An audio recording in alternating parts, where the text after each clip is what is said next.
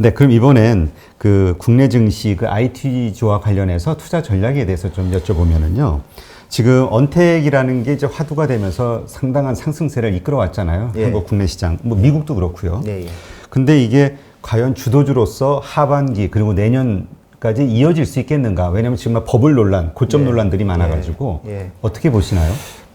그래도 밸류에이션 버블 논란은 늘 있을 수 있습니다. 근데 다만 이제 우리나라의 대표적으로 뭐 네이버, 카카오 같은 경우도 어쨌든 상당한 이익을 내면서 또 플랫폼을 통해서 영역을 확장하고 있지 않습니까? 그래서 지금은 버블처럼 보이지만 또 몇 년 뒤에 보면 그 주가가 상당히 뭐 합리적인 주가였다고 생각할 정도로 이익 기반 자체가 다변화되는 것은 분명한 것 같고요. 그래서 지금 우리나라의 주요 시가총액 기업들, 뭐 탑10에 있는 뭐 반도체는 오히려 주가가 안 갔으니까 네. 좀 아쉽지만 나머지 뭐 언택트든 2차 전지든 뭐 바이오든 뭐 제가 봤을 때는 2021년 이후에도 이익 성장이 가능한 기업들이 상당히 많기 때문에 버블 논란은 순간적으로는 버블이지만 또 지나고 나서 보면 버블이 아닌 기업들도 많을 거고 저도 사실 IT 버블을 경험을 했습니다. 그래서 2000년도 초반에 그런 뭐 여러 가지 상황들 그때는 봐도 정말 적자나는 기업들도 주가가 많이 가더라고요.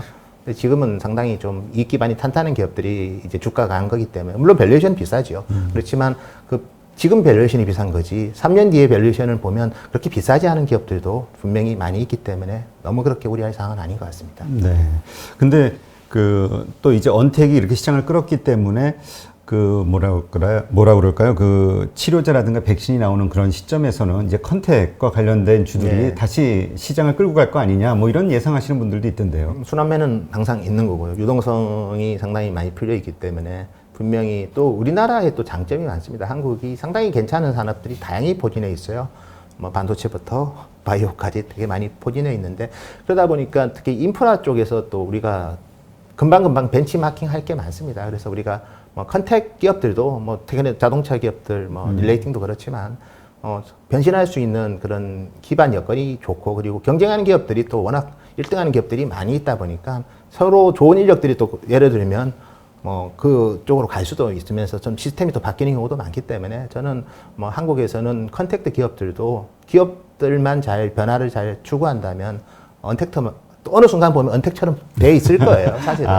우리 현대차가 갑자기 전기차, 수소차의 총알로 떠오르는 것처럼. 미래 모빌리티의 중심이 되기 위해서는 다양한 노력을 하고 있지 않습니까? 근데 그게 노력만 한다고 해서 되는 게 아니라 자체적으로 소싱이 되고 또 어느 정도 뭐 문화적이든 언어적으로도 좀 통하면서 그리고 배울 만한 또 대상이 분명히 있지 않습니까? 뭐 삼성도 그렇고 그래서 서로 이제 소통할 수 있는 대상이 많다는 거는 그만큼 이제 가치 우등생이 되기 좀 좋은 여건이죠. 네. 근데 사실 우리 한국이 지난 수십 년간 박스권 장세였잖아요. 예. 그래서 이게 상승하다가도 또 떨어지고 예. 이런 거 이제 실망한 많은 투자자들이 예. 미국 나스닥 시장으로 진출을 예. 해가지고 상당한 투자를 한 것 예. 같아요. 예. 이 뉴스 나오는 거 보면. 예. 뭐 애플과 테슬라, 뭐 니콜라도 예. 뭐 그렇고요. 예. 많은 이 언택 관련된 기업들에 투자한 걸로 나오는데 이러한 투자 행태에 대해서는 어떻게 보시나요?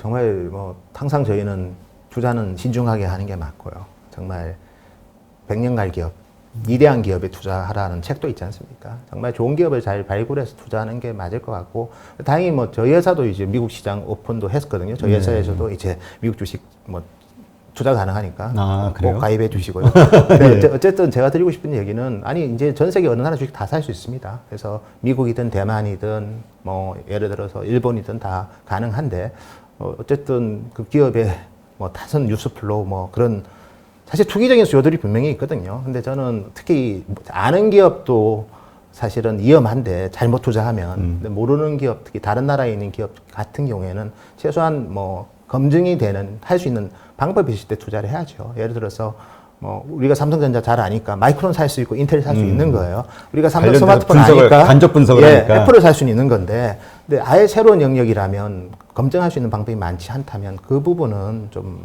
리스크 관리를 하는 게 저는 맞다고 봅니다. 네. 그런 얘기 하시는 분이 있더라고요. 우리가 미국 기업들 투자를 할 때 해외 주식을 매입할 때 알고 투자하는 게 아니라 익숙한 기업에 투자를 한다. 그래서 이제 생기는 문제가 있을 수 있다. 예.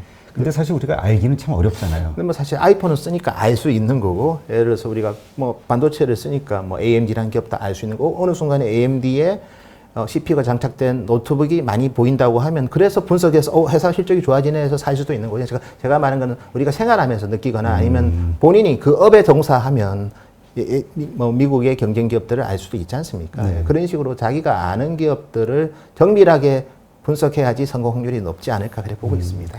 그 미국 기업들에 대한 그 주요 우리 한국인들이 많이 투자하는 주요 기업들에 대한 국내 어떤 분석이라든가 이런 게 좀 거의 없다 뭐 이런 얘기가 있고요. 예. 그래서 이제 그런 어떤 글로벌 시대에 맞춰서 그러한 서비스들이 좀 나와야 되지 않을까 이야기하시는 분들도 있는데 혹시 증권사들에서는 이런 뭐 내부적으로 검토 같은 거 하시나요? 저희도 이제 팀을 구축을 했고요. 그래서 그 미국 글로벌 시장을 이제 기업들을 분석하는 분들을 뽑았고 또 따로 또 저희 회사는 또 미국인이 또 그걸 또 분석을 합니다. 그래요? 그래서 실제로 이제 있는데 이제 대형사들은 다 구축을 했고요. 근데 저는 증권사 리서치를 당연히 활용해야죠.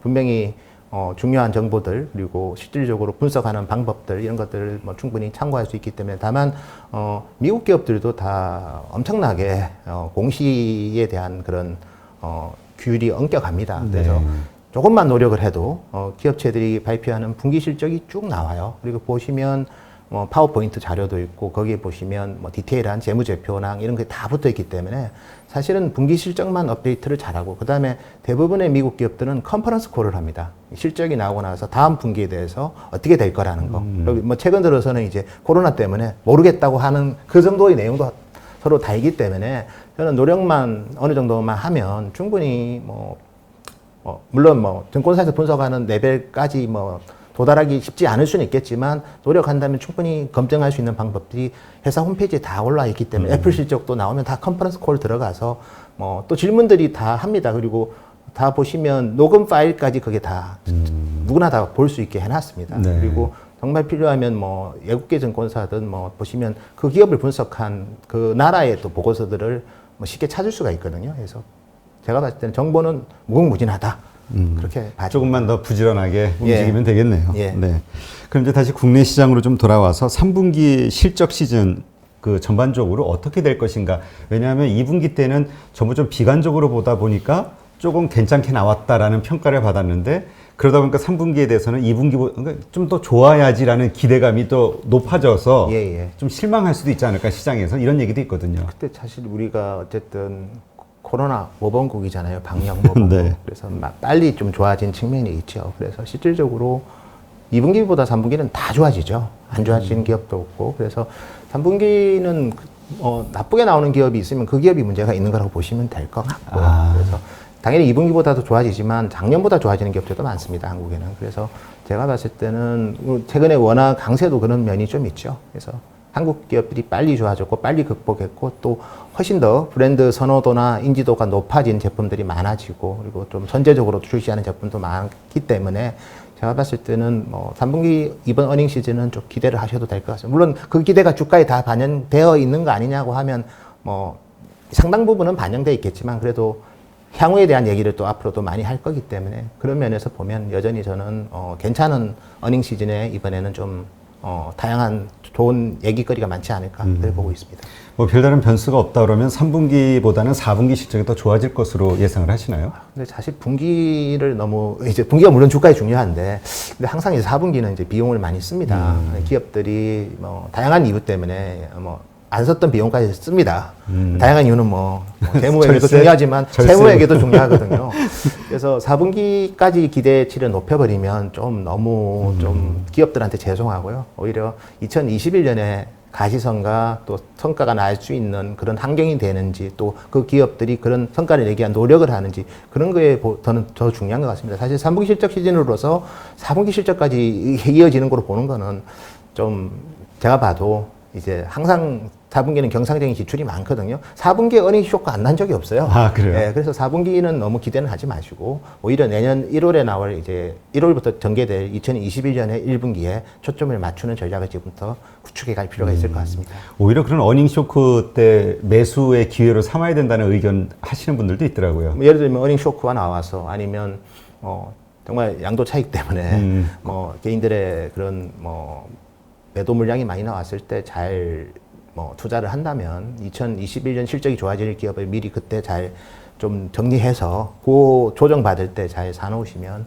내년 상반기에는 상당히 좀 즐거운 시간이 되지 않을까 그렇게 보고 있습니다. 혹시 3분기 실적이 좀 좋아질 것으로 생각되는가, 기대되는 그런 어떤 실적주들, 뭐 지금 그 리서치에서 이렇게 발표하신 기업들이 좀 있으신가요? 뭐 저희 계속 보내고 있습니다. 저희 회사 홈페이지 오면 충분히 확인할 수 있고, 아마 대부분 증권사 리서치가 3분기 실적 이제 개선주들 해서 이제 보통 계량 분석이라고 하는데요. 거기서 이제 좋아질 기업 뭐 10개, 안 좋은 기업 10개 그렇게 하는데, 뭐 대부분 좋은 기업으로 뽑힌 기업들은 뭐 상당히 양호한 실적이 나오는 것으로.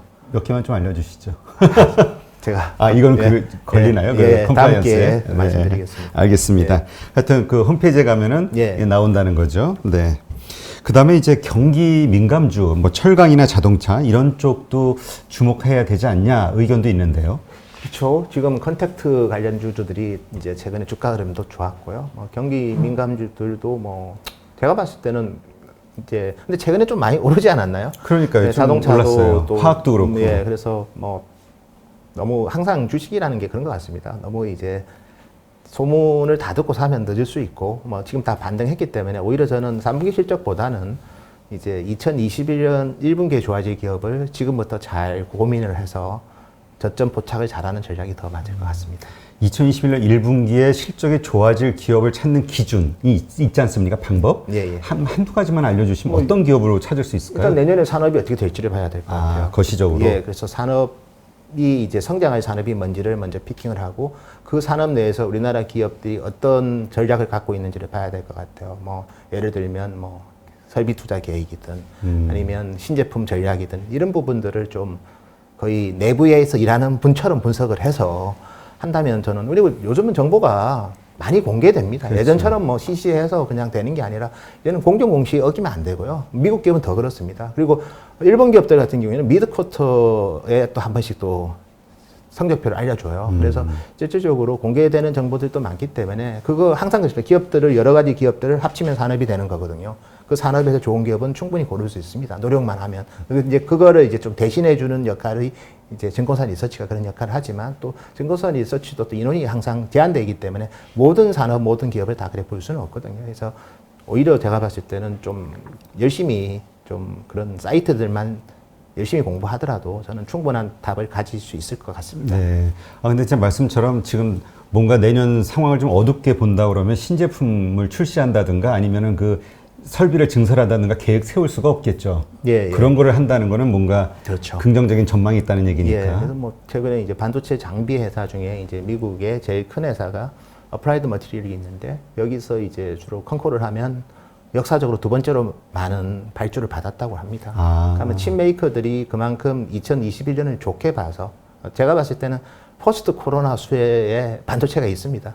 이제 모든 다양한, 우리가 보더라도 이제 정말 건강 진단하려 해도 웨어러블 차면, 그렇죠. 저도 웨어러블 차고 있지만, 웨어러블 차면 이제 혈압도 재줘요. 심전도도 되고, 다 반도체가 스며들어 있고, 뭐 자율주행 차만 하더라도 상당히 많은 우리 뭐 예를 들어서 GPU가 들어가고, 그리고 뭐 당연히 CPU뿐만 아니라 이제 NPU라는 것도 들어갑니다.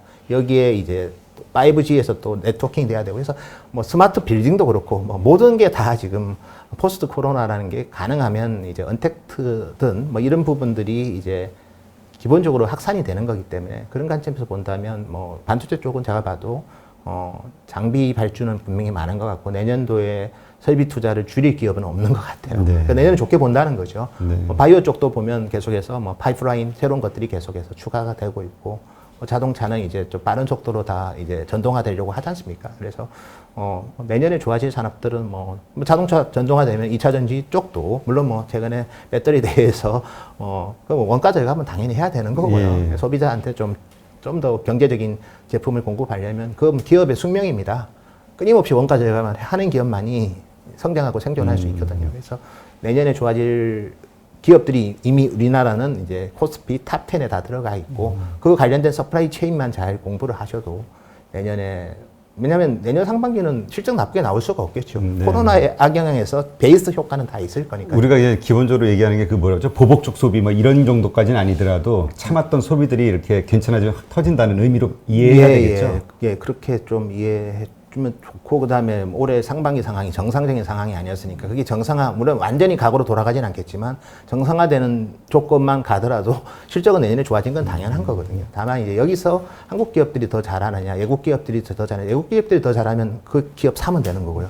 한국 기업들이 뭐 괜찮으면 한국 기업 사면 되니까. 근데 저는 한국 기업들에서 많은 기회 요인들이 내년에는 좀 더 있지 않나 하는 생각을 합니다. 네. 근데 그 지금 주가를 보면은 지금 2,300선에서 계속 등락이 이루어지고 있는데요. 그러니까 이런 상황을 보면서 이게 우리 정말 박스권의 고점에 다다른 거 아니냐. 예, 예. 뭐 이런 생각하시는 분도 있고 또 4분기 주식시장은 뭐 미국 대선도 있고 뭐 여러 가지 복잡하니 좀 쉬는 게 낫다. 이런 의견을 가지신 분도 있더라고요. 어떻게 보시나요? 사실은 4분기는 뭐 저희도 예전에 뭐 하여튼 다양한 투자가들을 만나보면 한 12월 달에 휴가 많이 갑니다. 성과 좋을 때는. 그래서 기본적으로 이제 클로징하는 그런 분들도 좀 있고 하니까 4분기는 또 변수도 많고 또 좀 튀어갈 때도 됐죠. 또 한국에는 또 물론 양도소득세가 어떻게 될지는 봐야 되지만 또 핑계거리도 있고 해서 저는 4분기는 오히려 내년도에 좋은 기업을 발굴하는 기회로 삼는 게 좋을 것 같고요. 다만 2021년은 뭐 저희는 긍정적인 면이 훨씬 더 많을 것 같습니다. 물론 올해 주가가 매크로 대비 많이 오르긴 했지만 내년에도 뭐 특히 한국 기업들이 어닝스 그로스가 보이는 기업들이 되게 많거든요. 제가 봤을 때는. 그래서 그런 기업들을 잘 뭐 준비를 4분기에는 그런 기업들 발굴하는 시간으로 활용하는 것도 괜찮을 것 같습니다. 그럼 이제 발굴을 하고 사야 될 거 아닙니까? 그럼 매수의 기회는 내년으로. 아니 뭐 제가 봤을 때는 12월 후반에 그러니까 이렇게 여러 가지 요소로 주주명부에 안 들려고 파는 물량이 있을 거 아닙니까? 그때 주주명부에 들면 배당을 받아야 되는데 그때 이제 오히려 배당 안 받고 주주명부 안 들려고 할 때 그때 잘 사시면 될 것 같아요. 분명히 그런 물량들이 저는 많을 거라고 봅니다. 그렇죠. 예. 그 세원 노출이 되니까. 예. 네, 알겠습니다.